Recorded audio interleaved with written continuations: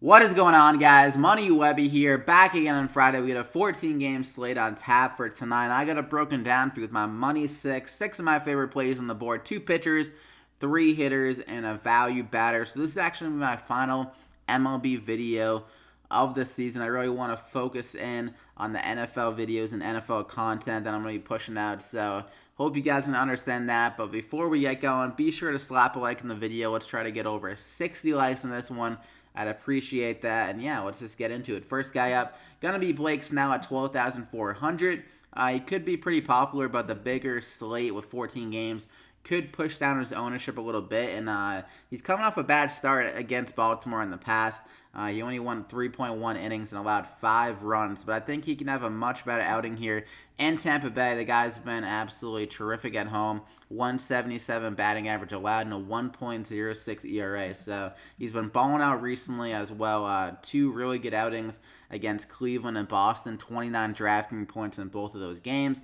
So I think he can have another great start. Good to be good for around 30 to 35 DraftKings points even, and I think he can get the win here in this game, going against Dylan Bundy, who's been really bad recently. So I'm going to go ahead and lock him in there as my first guy. And there's some great value guys on this slate for like the SB2. So I'm going to go with Chris Archer as my one, but there still is other options. But in this game here against Miami, it's a really good game. A really good matchup. He's had a 37% K rate and 43 plate appearances against these Marlins bats, and they're only implied 3.1 runs. So Vegas likes him a lot, even though he's been struggling as a Pirate.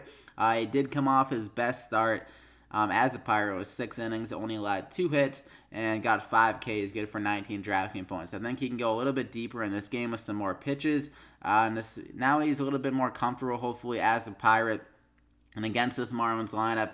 And I think he can just have a great outing. He had a really good start against him as a Ray, where he went 6 innings and got 13 Ks. So that K upside in this matchup could make him just be very good option to get a lot of upside on his points. I don't think he'll have that big of a game, obviously. I think he'll be good for around 20 to 25 DraftKings points, and has a good shot at getting the win as well. So I'm going to go ahead and lock him in there. Still terrific value at 7,300. So for my first hitter, I'm going to go with Chris Davis here, the home run monster at 4,500. His price tag just seems a little bit cheap considering his home run upside against a guy like Giardo. He's 3 for 10 with 3 home runs already in his career against Giardo, and he has a 317 ISO versus right-handed pitchers on the year, so he absolutely crushes the ball against them. He is chasing that home run crown, whatever have you. The most home runs out of any hitter in the league. And JD Martinez is one behind him. So he's got to keep pace here, keep the lead going with another home run. I think he'll be able to do that against a guy like Giardo, who has reverse splits. He's worse against right-handed batters. The same goes for Chris Davis. He's better against right-handed pitchers. So I'm going to go ahead and lock him in there as my first guy. I think he's going deep. And for my second hitter, I'm going to go with Ryan Braun. He's been really good against lefties, but he's had some tough luck. He's absolutely crushing the ball against them with a 53% hard hit rate.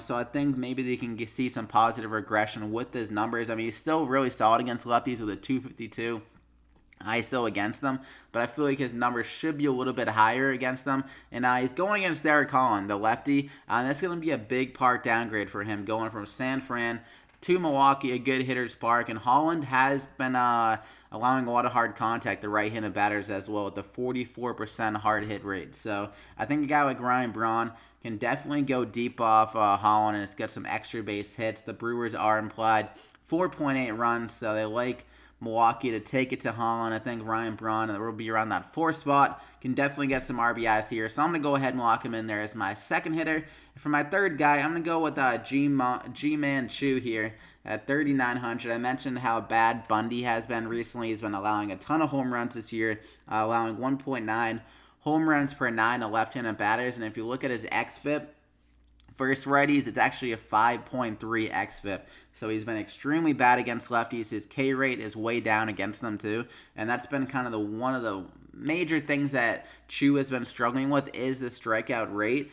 So with a lesser chance of him striking out, if he can get the ball in the bat, I think he can definitely go deep off Bundy and hit for that power that he's been showing against right-handed pitchers with a 244 ISO versus righties. So Chu, good option here against a guy like Bundy. I think the Rays are a sneaky stack here, and Chu is a really good value in that Rays lineup. So I'm going to go ahead and lock him in there as my fifth guy of the core. And for my value guy, not much of a value, but I really wanted to mention this guy, Liriano at 3,800. He was moved up to the leadoff spot last game, so this is a really good spot for him. I mentioned that Giardo has a reverse splits, and Liriano, a right-handed batter who's actually been hitting really well against right-handed pitchers as well, has a 60% hard hit rate against them, and I think you can get like 5 at-bats here again in this game. The A's are implied 5.1 runs, and he does have an outside shot of getting a steal. He does have good speed, but Giardo is pretty solid at holding guys on, but the Texas catcher is really bad at throwing people out. So if Liriano wants to steal, I think he can get a stolen base, but you never know sometimes.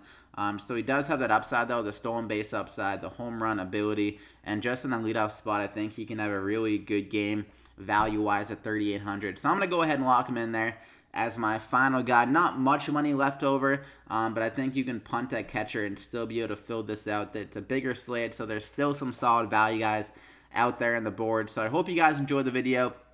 Be sure to drop a like before you head out. Like I said, over 60 likes. This is the final MLB video of the season, so hopefully the plays work out for you here. So good luck tonight, guys. Go check out my NFL DraftKings picks video right after this if you haven't already, to get ready for Sunday, and we'll see you back here again for the MLB season if you want to follow me there. So good luck. See you again next time.